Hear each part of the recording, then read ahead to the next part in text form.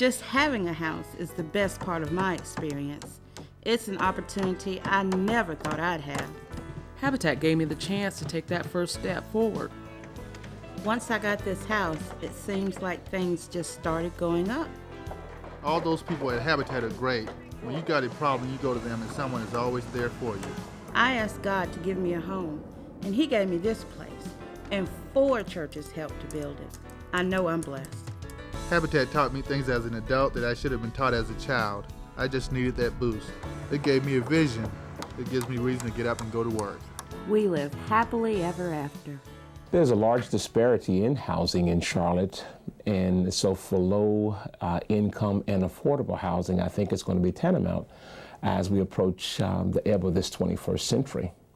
And I think one of the basic human rights is adequate housing or shelter for people who don't have a home to live in.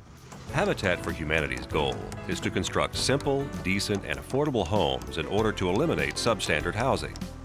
Founded in 1983, Habitat Charlotte works in partnership with people in need from all walks of life to develop community by building and renovating homes so that the homeowners can grow into all that God intended. I just think it's a great organization because it allowed me to do some things that I never thought was possible. There's just so much that is right about Charlotte, and there's so much of a can-do spirit in Charlotte. And we chose it to be a light on a hill, to be an example to other cities and to other Habitat organizations. And I can tell you that Charlotte has lived up to all of our expectations. I think that Charlotte has set a standard of excellence that will be very difficult to match anytime in the future. For religion to be full-bodied, for the gospel to be full-bodied, there has to be an action component. Faith without works, the book of James tells us, is dead. And so the theology of the hammer simply says that true religion has to have an action component. Habitat for Humanity is not a handout, but a hand up. We require homeowners to help build homes for others before construction on their own house begins. We call this concept sweat equity. The one good thing about doing sweat equity is that I know what's going on with my house. If there's a problem, I'll have some kind of idea of how to go about fixing it. Also, I'll appreciate my house better because I know I put my sweat equity into the house. Habitat houses range in size from 1,000 to 1,200 square feet and are simple and decent, yet built with quality volunteer labor. Homeowners are selected based upon their need for housing, their willingness to partner with Habitat, and their ability to repay a 15 or 20-year interest-free mortgage. The money from homeowners' mortgage payments is then recycled to fund the construction of new Habitat homes. But there is also a great need for outside support and donations. Churches, companies, civic groups, and individuals combined enable Habitat Charlotte to continue to grow and build more homes. You have a wonderful relationship with the churches of this city, both Protestant and Catholic, black and white. The churches have rallied around Charlotte Habitat for Humanity to provide both funding and volunteers. Charlotte is no longer black and white. As you drive around Charlotte and move around Charlotte, we have become a multi-ethnic community. And so I think it's important for the religious community to lead, not follow, but to lead in showing that we are one people of God. And we're happy that Habitat and churches and synagogues are making that possible. There are several ways you can get involved with Habitat Charlotte as an individual or church body. As an individual, you can volunteer one Saturday or join a work crew that volunteers one Saturday every 6 to 8 weeks. No experience is necessary, just a willingness to learn. You can also work behind the scenes by helping a Habitat family as a financial counselor, mentoring a homeowner's child, or volunteering your time in the office. There are lots of jobs where you don't have to do anything about construction. We need somebody to show up with some drinks and some snacks and keep us going. By volunteering as a church body or a group of churches, you can form a regular work crew or embrace Habitat fully with our Adopt a Home program. The Adopt a Home program enables churches to get involved with Habitat in a holistic manner.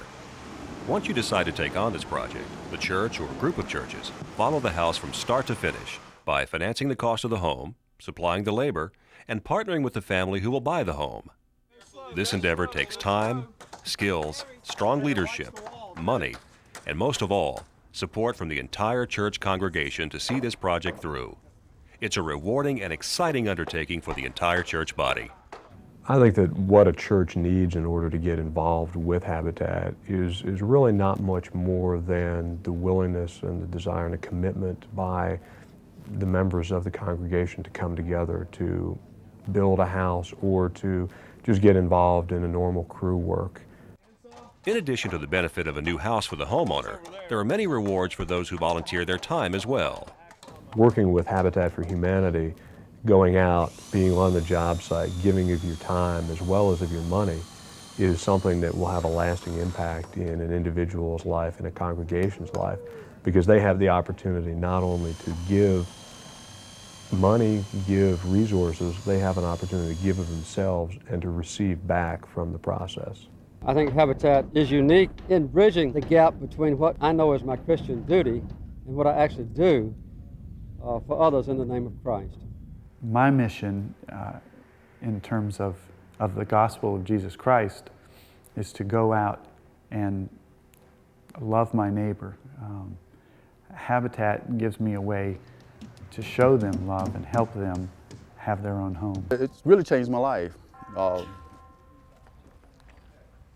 I was part of the problem, and now I'm hoping part of the solution.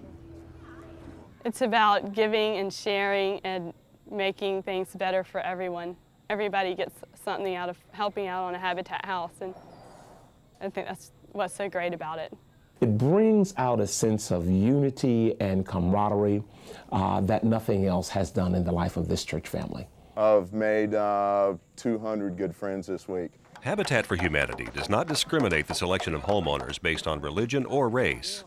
Therefore, many times the job site becomes a bridge across cultures, bringing people together who would not ordinarily meet for one common goal.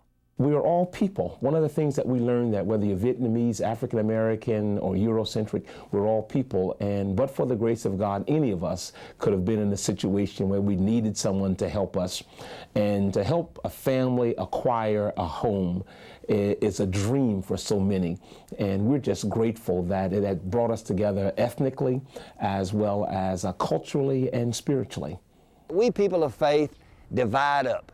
We divide up. We are United Methodist. We are Presbyterian. We are Catholic. We are liberal. We are conservative. And we go to different churches and we have different theologies. But in Habitat for Humanity, we say, let's lay aside our doctrine. Let's lay aside our theology, except that part of our theology which says that we should love one another. This is an outreach mission that the churches can use to get together and participate together in doing something for the community. This is one thing that we really like, is it's in our community. It's something we can see that we're doing to help the community in Charlotte-Mecklenburg. After a day on a Habitat worksite, the homeowners are grateful for being closer to their hope of a brighter future, while volunteers too have a sense of fulfillment, knowing they help the homeowner reach for their dreams. Habitat's ministry with regard to the church, it absolutely shows God's love among people working with one another. You know, it's an organization and a process that doesn't work for people, it works with people to allow them to go ahead and further their lives. It's very difficult to explain the joy of the eyes. When you see the eyes mainly of the children when they say, "This is my room," to see how comfortable a mother is as she walks around her kitchen and will just open empty cabinets and then close them and say the refrigerator will be here and the stove will be there and the table here. To go out and look out in the backyard and to see, you know, we're going to plant some tomatoes or there will be grass or sidewalks. You almost have to see it with your eyes, but it is something that once you experience that with a family, you can never be the same. Being in the Habitat program and being able to be a homeowner, it gives you something to really work hard toward. I'm here today because someone came out and helped me for no reason, just because they knew I needed the help. And I think we all need to come out and help other people too. Habitat for Humanity of Charlotte not only builds neighborhoods, but communities as well, by bringing congregations, neighbors, and individuals together to provide affordable housing in the Charlotte-Mecklenburg area. In the words of the prophet Isaiah, we often find that the blessings of this ministry are shared equally among homeowners and volunteers alike. Is not this the fast I choose? To loose the bonds of injustice, to undo the thongs of the yoke, to let the oppressed go free, and to break every yoke? Is it not to share your bread with the hungry, and bring the homeless poor into your house? When you see the naked, to cover them, and not to hide yourself from your own kin? Then your light shall break forth like the dawn, and your healing shall spring up quickly. Your vindicator shall go before you. The glory of the Lord shall be your rear guard.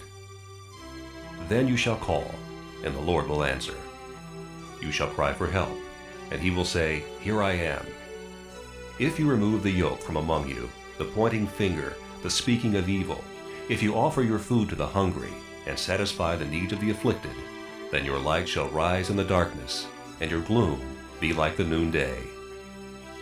The Lord will guide you continually, and satisfy your needs in parched places, and make your bones strong, and you shall be like a watered garden, like a spring of water whose waters never fail. Your ancient ruins shall be rebuilt. You shall rise up the foundations of many generations. You shall be called the repairer of the breach, the restorer of streets to live in.